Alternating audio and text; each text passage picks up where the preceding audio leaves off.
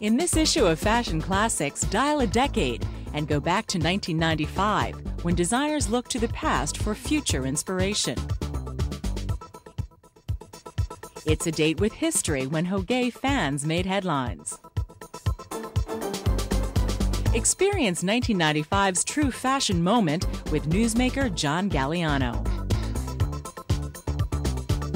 And Retromania wouldn't be complete without the influence of Madame Grey. Meet the model of the moment in 1995, Trish Goff. Plus, designer Romeo Gilly and more ahead. But first, a look back. Time travel was the theme for spring 1995, as designers pulled inspiration from entire centuries' worth of style. To stay ahead in fashion that season, you had to go back in time. While the 1900s glorified the female form with corsets, bustles, and luxurious fabrics, in 1995 these elements resurfaced. Designers gave them a 90s twist.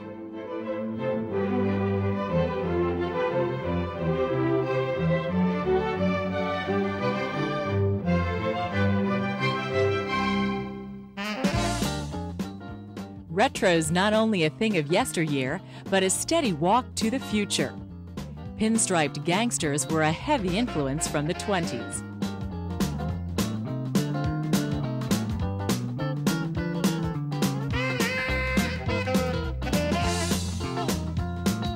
The glamorous Hollywood sirens of the 1930s were also making noise again in 1995.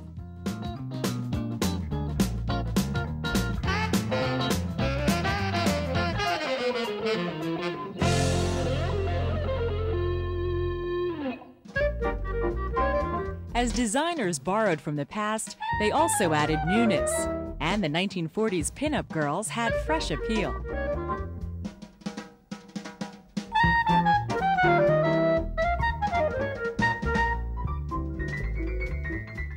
The flirty femininity of that decade seemed just right for 1995.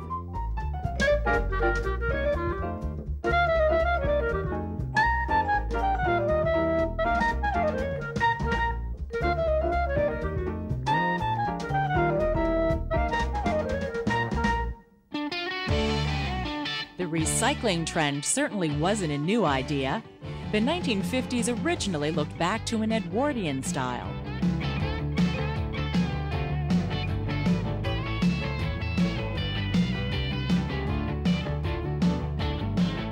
But in 1995, it was the memory of Audrey Hepburn and Grace Kelly that tantalized.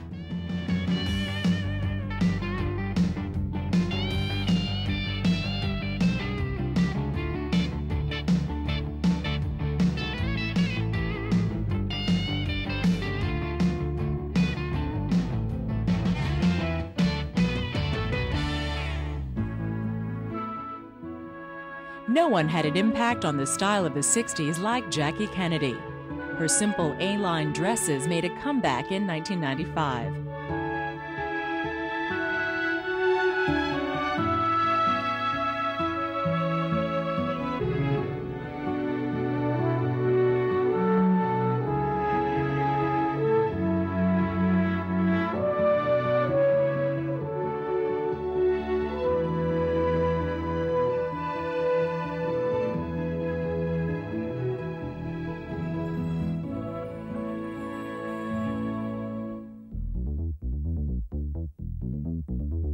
Dying for disco?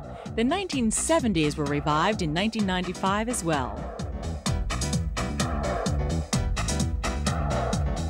Even the wrap dress Diane von Furstenberg made famous got reinvented as disco fever soared.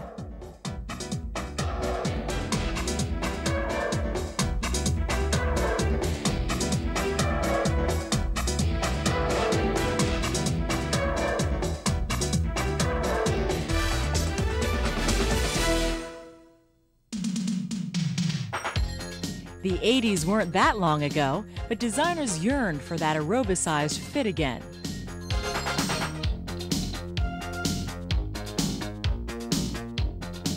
Body-conscious looks scorched the runways in 1995.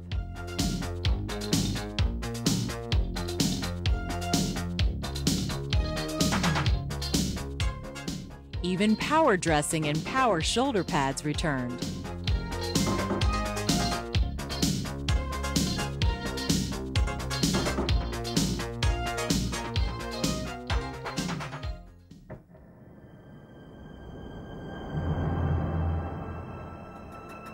But while every decade played simultaneously, the 1990s were being defined.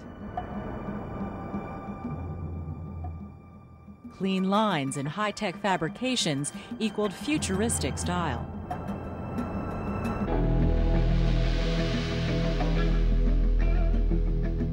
But no matter what decade you dialed in 1995, the good news was the season offered limitless options.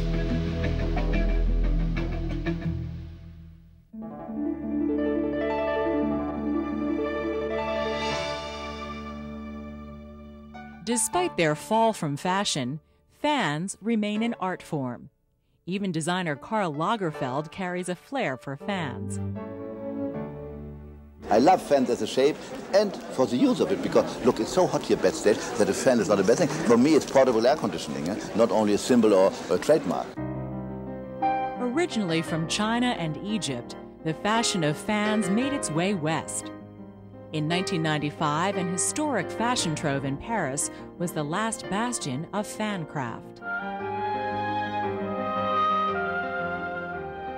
At the Hoguet Museum and Atelier, Anne Hoguet, fourth generation since 1872, oversees traditional fan making and artful restorations.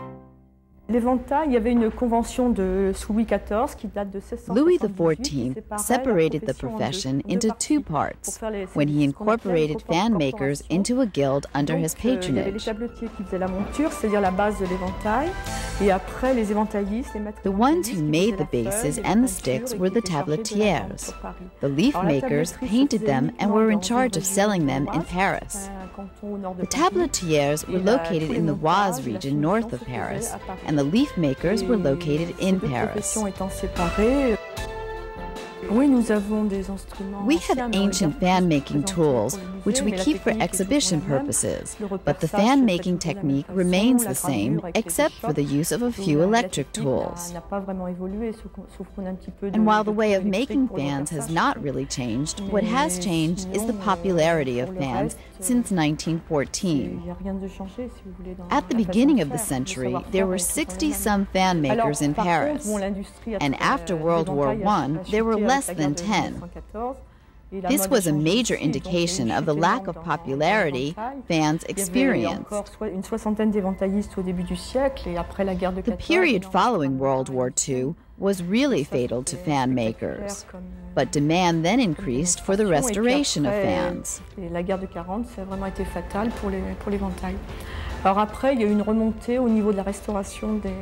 After much publicity, we then became well known and were asked to make fans for the haute couture.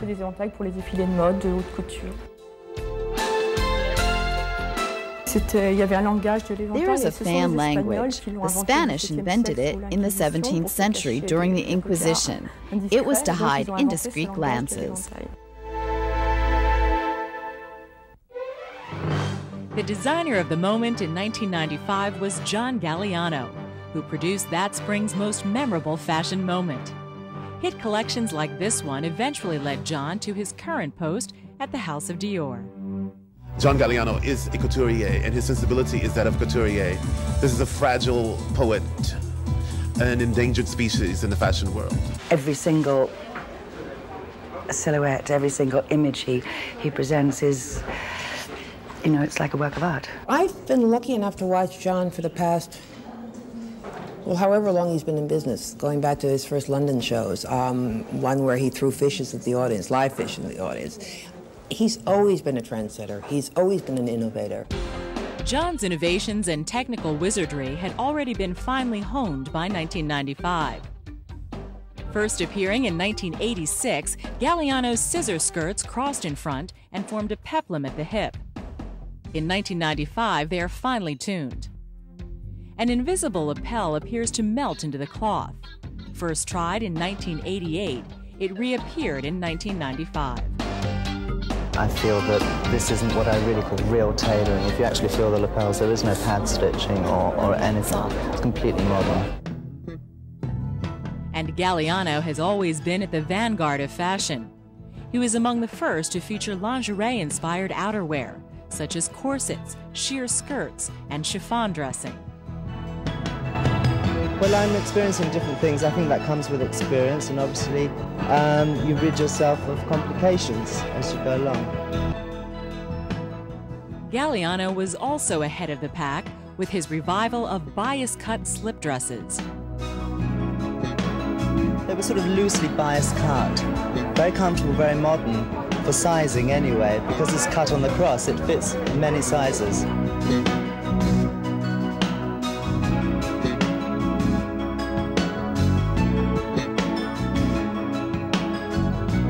Well, most of the dresses were bias-cut, but although they had no straps on the top, they had inbuilt corsets, which was quite interesting sort of structure. They gave you a magnificent bust, and but they were bias cuts, so still feminine.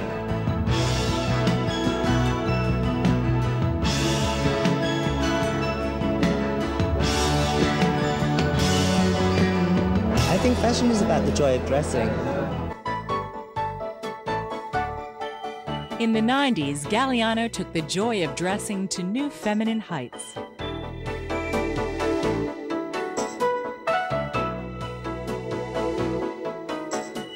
It's just about diamonds and structure and construction and technique. I'm really into it, and I think we need to know about it. And glamour, a return to glamour.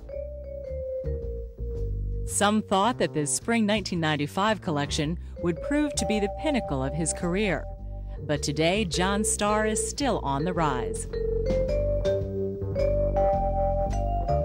Each one we cut on the girls. There was some bias cutting. There was a lot of working with traditional techniques, which I really enjoyed doing.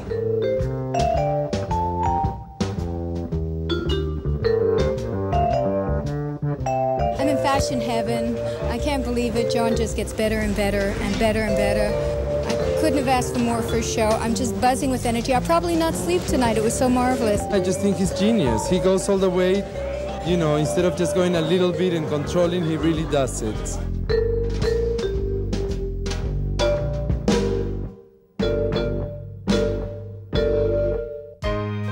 For a look at another designer who dominated Parisian fashion, flash back to the 1930s.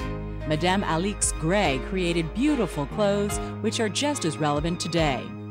Though she died in 1993, her signature draped dresses are still a study in pure classicism. I thought she was astonishing, and I think it was interesting. Her work was so astonishing, and I thought the interesting part was that she didn't try to make a new fashion statement every 2 weeks. She had time to work over her ideas, her draped dresses and all, and so something quite wonderful evolved from it. I think her preoccupations and her approach make her kind of unique in 20th century design, because her clothes are absolutely timeless. Madame Gray is a lady. She's a queen of this métier. She dignified the couture, the fashion business.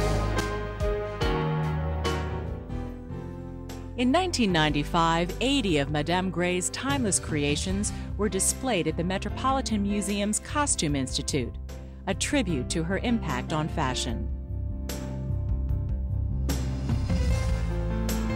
Madame Gray, more than almost any other designer in the 1930s, looked at international fashion. The kimono is an influence on Madame Gray in the 30s and again in the 1950s. She went to India in the 1950s and came back with ideas of saris and dhotis, which become very important, of course, in the 1960s and 1970s, but are always part of Madame Gray's vocabulary beginning in the 1930s. It's astonishing to go through this exhibition and just look at the dates of the clothes, because pieces that she was creating in the late 30s when she worked under the name of Alix are absolutely sort of contemporary in their vision.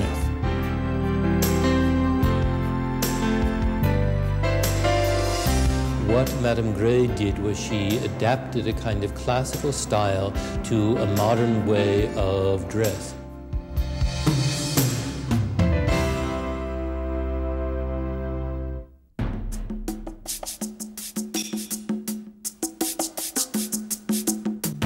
Who is the model of nostalgic romance that caught the eye of the fashion world in 1995? 19-year-old Florida native Trish Goff. It's nothing that glamorous. It's someone just said I could be a model. My mother's best friend, and just came to New York and tried it out, and I did the rounds for a couple years, and then I started working. Yeah, I think I was just kind of bored. I was from a very small town, and I mean, first place I went was New York City, and I was like, oh yeah, I'll go to New York City.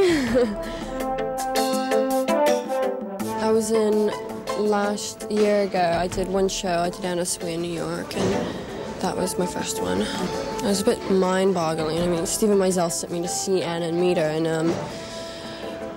then I'm just like, and I didn't think it would be a big show, of course, because I mean, why me? I don't have a tear in my book or anything, and I get there, and there's like Linda, Naomi, Christine, everyone, and I'm like, what? Who are all these people? I'm doing a show with them, and so it was scary. It was really scary, and I drank too much champagne. It was a mess, basically. They gave me champagne to calm me down, but it was just making it worse, and it was giving me a stomach ache, and I was just shaking, but it's better now. Now it's simple now. It's very simple.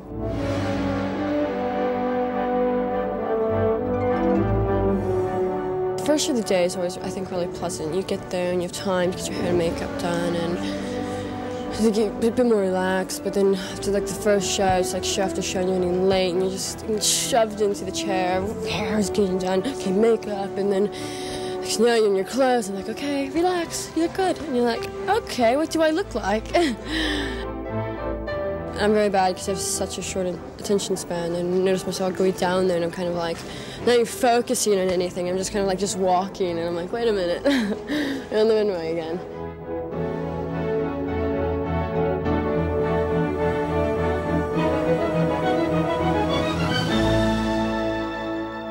I like working. I do like modeling. I think I have a lot of fun. I really enjoy photos. I enjoy creating a new image for myself. I enjoy every picture, making myself look different, making the clothes look different. And I love wearing high fashion. I mean, I wouldn't wear it on the street, but I love wearing it for that one part of the day. And so hopefully I'll do this as long as possible.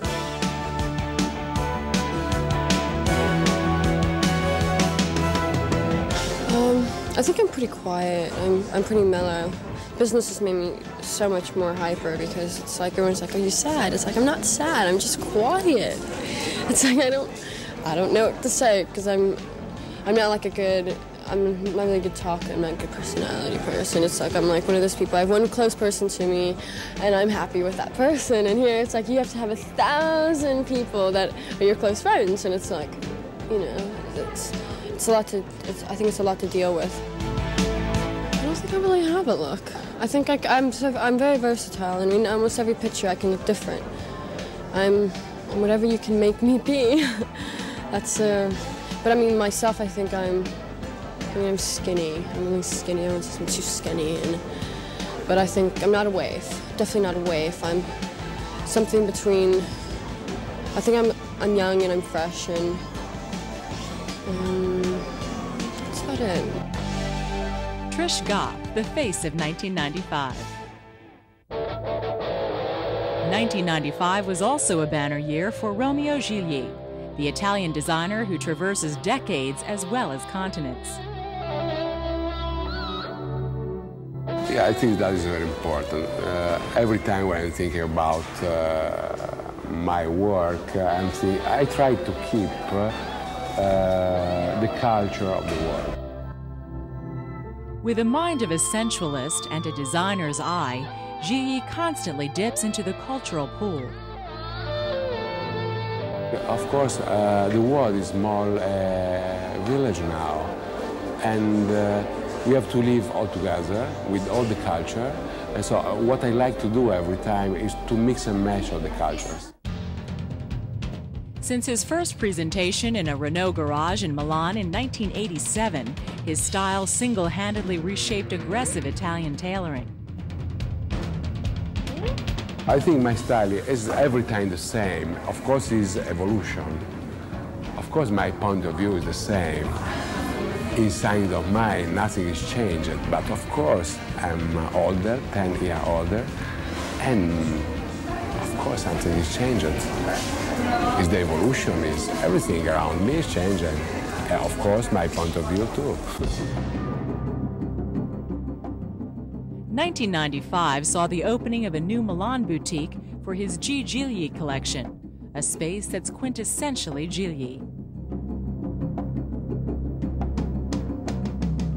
It's very important for me because it's the G. Gigli space and this pilot for all the space in the world. So I try to do what I mean about the G. Gigli atmosphere. And so all the walls are painted on yellow, and I put aluminum star on the ceiling, and so it's like to be in a small part of the world, but with all the world inside.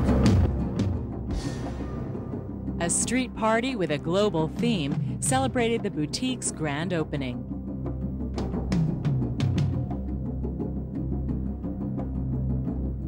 I think that is a fantastic relationship about fashion, music, and style of life, thinking about travels and going around the world. For spring 1995, Gigli journeyed to Africa. And while designer Paul Poiret gave Paris its first African-influenced dresses in 1919, for many, Africa remained untapped. It is Gigli's refusal to acknowledge the West as the center of the universe that is still his strongest voice. I really like to work on fashion because when I'm drawing and thinking, I try to give a present to people. I really like to understand what people need, what people want, but what people don't know. You understand? And I try to translate, of course, with my culture, with my taste, what maybe they need. And I try to do that on fashion. It's the best of 1995 from Fashion Classics.